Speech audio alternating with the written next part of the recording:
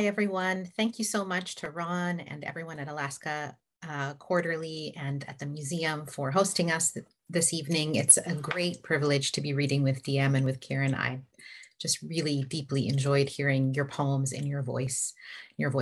I think I'll start today with a poem that was published in AQR. It now lives in my chapbook, Letters from the Interior. This is a book in which there are several Dear Miss Sahad poems. These are poems written to an Arabic teacher by her student, fictional Arabic teacher.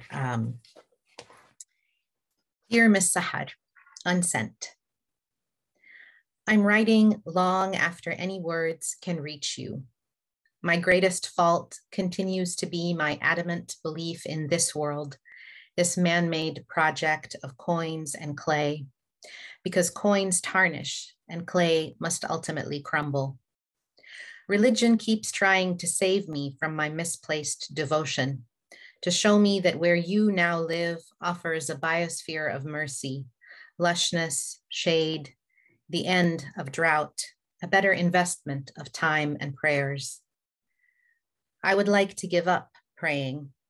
I understand at a cellular level the absurdity of asking for divine intervention, a foreign solution to a civil war. I understand, and yet I am writing because it is all I know, that and remembering. Do you remember the conversations we had in your garden?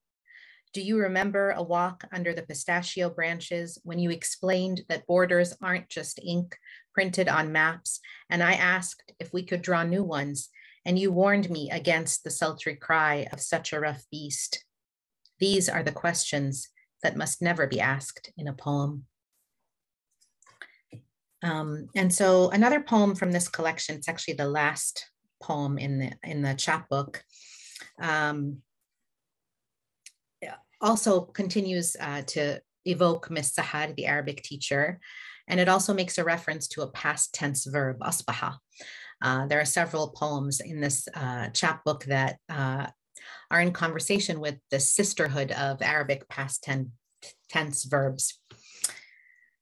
Morning lantern. Miss Sahad had spoken of this sister, asbaha, morning verb. And as she spoke, a sun had risen over her words. It was the most arduous lesson, one that required a tearing apart at the seams, a loosening of crimson thread, cross-stitch in 7-branch cedars and rows of eglantine. To have become, more than the desolate stretches of perseverance, more than the eternally flowering fields of Cannes. To have become, full fathoms of night traversed, and then a light upon the corrugated metal and slumped rooftops of the camp, gilding the limestone of what was, or bluing it from sight entirely.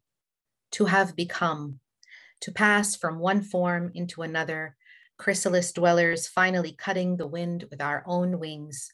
Asbaha, sister of the earliest hours, from the edge of sky, a call to the smallest prayer, and the sunbirds chorusing, their feathers flashing sapphire, emerald, and Feiruz on the radio, her longing, and the day's headlines dissolved in our coffee cups.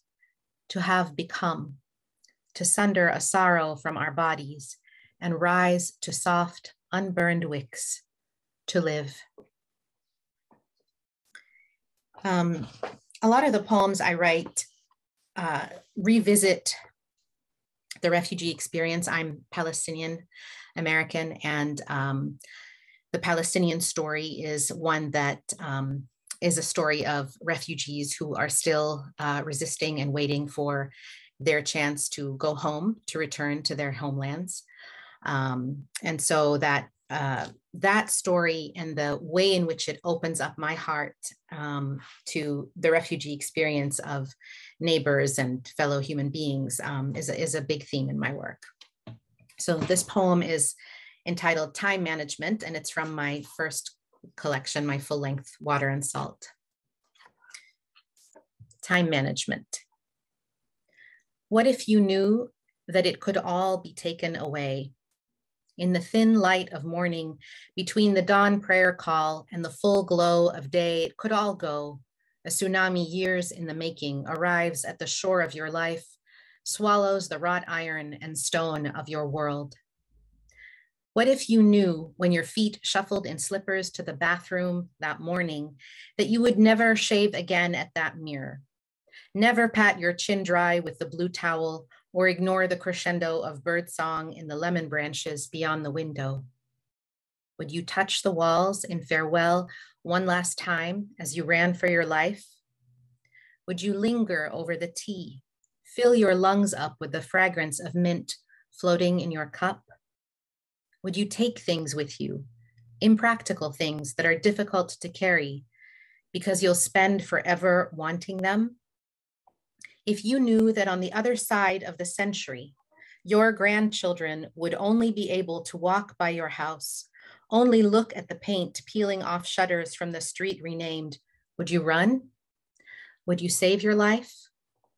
If you knew you'd die waiting, would you choose the long march into oblivion or the headlong dive?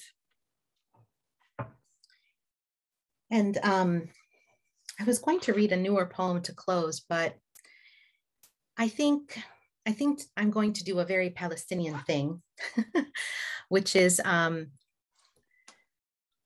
sort of gather our spirit and sort of steel us for what is ahead, because those of us who are resisting colonialism and violence in our daily lives, and those of us who support from exile and diaspora the resistance of our people, can only spend so much time lingering in sorrow and have to really sort of gather our spirits and remain strong. And the title poem from this book, Water and Salt, for me was my very, very humble attempt to kind of echo that phenomenal, awe-inspiring resistance that I admire so much in my people. Water and Salt, the title comes from a prisoner strike. Political prisoners across Palestine in the year 2014 went on a hunger strike to resist their unjust imprisonment. And they subsisted on only water and salt. So this poem is in their honor. Behind the walls of your jails we wait, heartbeats audible now, muffled thuds above the current of blood running thin, indigo rivulets pulsing loud beneath parchment skin, chafing and coarse like stone walls that surround us. We lie side to side. We hunger for what eating cannot feed.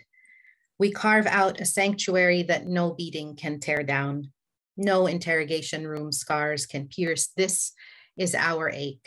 We decide how we live and if we die. We decide who gives and who takes away. We claim the freedom to turn stone into sunlight streaming through your jails, to sip water and salt like sacrament. Freedom to own our bodies and the land beneath them. To breathe the air on both sides of the wall. Freedom to wait and wait for your checkpoints and your watchtowers to be subsumed in a crashing wave of water and salt. You never saw it coming, this cleansing, how we have become this ocean. Thank you.